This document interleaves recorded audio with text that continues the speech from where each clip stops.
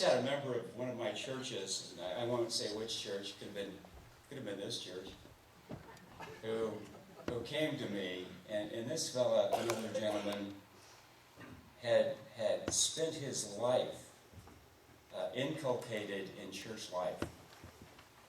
And he was a very committed, sincere, devout, religious person. He was a good guy. And he took his religion very seriously. And he came into my office one day and he said, "You know, Ken, what you're saying from the pulpit piques my interest." But he said, "I have a question for you." He said, "When you talk about the spiritual life, I don't have a clue as to what you mean." And, I've thought about that statement a lot. And I tried to have a dialogue with him over time. I don't know if he gained any further understanding, but to me it points to maybe a common dilemma that people in church experience, many well-meaning, devout, religious people. They have an understanding of what it means to live for God. And by that I mean to do good work, to be a good person. But they have little understanding of what it means to live in God, to develop their spiritual life, to be rooted and grounded in a life-giving personal relationship with God. They understand all about living for God, but very little about living in God. And maybe we all have trouble really understanding at the deepest level what that means. I look around our congregation here, and I see some spiritual giants. I really do. People who are so insightful and sincere and who really get it. And in their own way, sometimes very subtle ways, they live out that very deep life of faith in a very powerful way, which inspires me. And yet I think there are times in our lives when we simply forget. We simply forget about our origin and our destiny. We simply forget that we really are not just human beings on a spiritual path, but we're spiritual beings on a human path. And that the whole purpose of this life is to work out the journey of our soul while we walk this earth in the few short years that we have. We just forget it. I don't know why that is. The world has a way of kind of grinding us down and shaping us down to size. And so we forget about our origin and our destiny and our true home and our true life in God. There was a little 3-year-old girl who was expecting a new brother. Mother was just coming home from the hospital, and I assume that most 3-year-olds don't know where babies come from. They come from the hospital, or they come from mommy's tummy, or from the stork, or somewhere.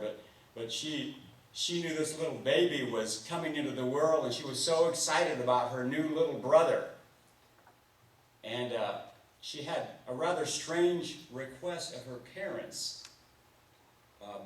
Even before the mom and the new baby arrived home, she said, "Daddy, Mommy, I'd like to be alone with my new little brother to talk to him for a few minutes." And they were kind of, anxious about that. This precious little new life, this fragile little baby, and this 3-year-old wanting to be alone with him. But they acquiesced, and so after the mom and the new baby got home, they let the little 3-year-old go into his room, and realizing that they had installed an intercom system to alleviate some of their anxiety. And so they put her in the room, and they closed the door, and they were listening on the intercom, and they could hear the footsteps, the little girl walking toward the crib, and they thought, "Oh my gosh, what next?" And she leaned over to the crib and she simply said, "Bobby, would you tell me about God? I've almost forgotten." And I think that's the way it is with us sometimes, as adults especially. We've almost forgotten. We've almost forgotten. There's this kind of spiritual malaise that I see all around us, this sleeping sickness of the soul. And I don't know if it comes with the birth of consciousness, when we start to grow up and we start to separate ourselves from each other and from reality.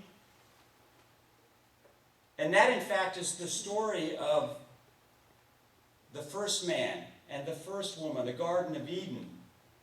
The Genesis story ends with estrangement and exile, alienation. And so our souls need to be re-nourished and refurbished and renewed and reborn as we go along in this life. Because we know innately there's something more. There's something more. We have this gnawing hunger, this ache for this something more. As Emily Dickinson said, the ache that nibbles at the soul. There's something more. We know it. And we grope for it in various ways. And it's the story of humanity. And I want to read just a few passages from a New Testament text that defines that quest and that groping for God. If you'd like to follow us in the book of Acts, I'm going to read a few verses from chapter 17 here. "The God who made the world and everything in it,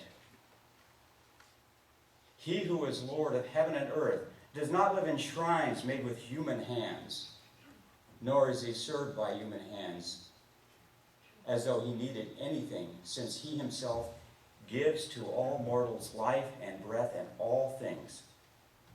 From one ancestor He made all nations to inhabit the whole earth, and He allotted the times of their existence and the boundaries of the places where they would live, so that they would search for God and perhaps grope for Him and find Him, though indeed He is not far from each of us. For in Him we live and move and have our being.